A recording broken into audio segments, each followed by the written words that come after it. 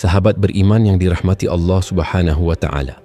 Dalam ajaran Islam, Nabi Isa alaihi salam memegang posisi yang sangat mulia, dihormati sebagai salah satu dari 5 nabi ulul azmi, yaitu para nabi yang memiliki keteguhan luar biasa dalam menjalankan tugas kerasulan mereka. Berbeda dengan pandangan umum yang berkembang di kalangan Kristen, Islam menempatkan Nabi Isa sebagai hamba Allah dan utusannya, bukan sebagai Tuhan atau anak Tuhan. Pemahaman ini sangat penting, karena dari sinilah letak perbedaan mendasar antara akidah Islam dengan keyakinan yang kemudian berkembang dalam kekristenan. Nabi Isa adalah seorang manusia pilihan yang dilahirkan secara mukjizat dari seorang wanita suci bernama Maryam tanpa ayah. Al-Quran menceritakan bagaimana Maryam, seorang wanita yang menjaga kesucian dirinya dengan sangat ketat, mendapatkan kabar gembira dari malaikat Jibril tentang kelahiran seorang anak yang istimewa. Dalam keadaan terheran-heran, Maryam bertanya, bagaimana mungkin ia bisa memiliki anak tanpa pernah disentuh oleh seorang laki-laki pun? Namun Allah berkehendak lain. Dia berfirman, kun fayakun, jadilah, maka terjadilah. Maka lahirlah Nabi Isa sebagai tanda kekuasaan Allah dan mukjizat besar bagi umat manusia, sebagaimana kelahiran Nabi Adam yang diciptakan tanpa ayah dan ibu. Kelahiran Isa bukan sekadar mukjizat biologis, melainkan juga simbol dari kesucian dan kebesaran misi kenabian yang akan ia emban.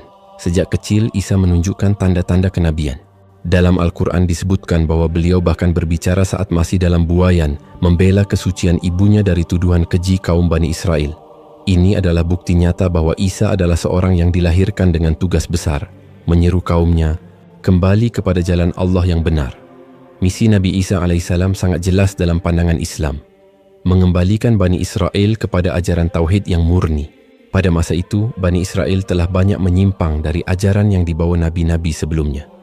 Mereka terjerumus dalam praktik duniawi, mengubah hukum-hukum Allah untuk kepentingan mereka sendiri, dan mengabaikan nilai-nilai keadilan serta kasih sayang. Nabi Isa datang untuk memperbaharui kembali ajaran tersebut, memperkuat kembali prinsip tauhid, serta menegakkan kebenaran yang telah lama dilupakan.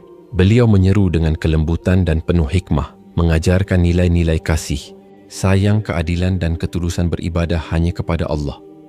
Mukjizat-mukjizat yang beliau bawa, seperti menyembuhkan orang buta, menghidupkan orang mati dengan izin Allah, serta membuat burung dari tanah liat yang kemudian hidup, semua itu merupakan tanda keautentikan kerasulannya. Namun demikian, bukan mukjizat-mukjizat itulah yang menjadi inti dakwahnya.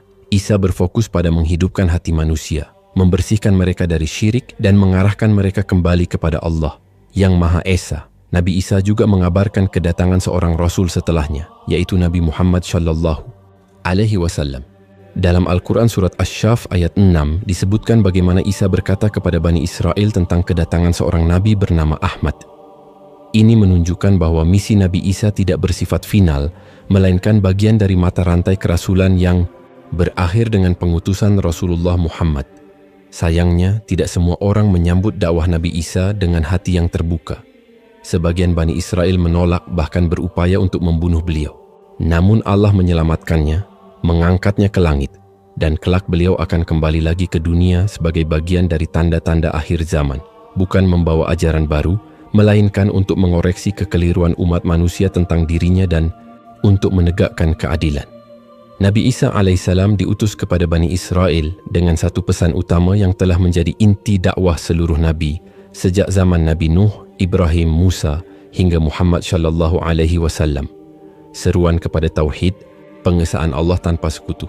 Ajaran Nabi Isa bukanlah sebuah ajaran baru, melainkan lanjutan dan pelurusan dari warisan para nabi terdahulu yang telah mulai dilupakan dan diselewengkan oleh kaumnya. Sejak awal, Nabi Isa menegaskan bahwa ia hanyalah utusan Allah.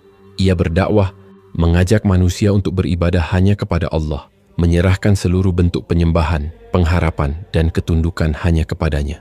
Dalam Al-Quran disebutkan bagaimana Nabi Isa berkata, sesungguhnya Allah adalah Tuhanku dan Tuhan kalian, maka sembahlah Dia. Ini adalah jalan yang lurus. QS Maryam 36. Ayat ini menegaskan bahwa misi Nabi Isa tidak pernah keluar dari prinsip dasar Islam, mengesahkan Allah dan menolak segala bentuk kesyirikan.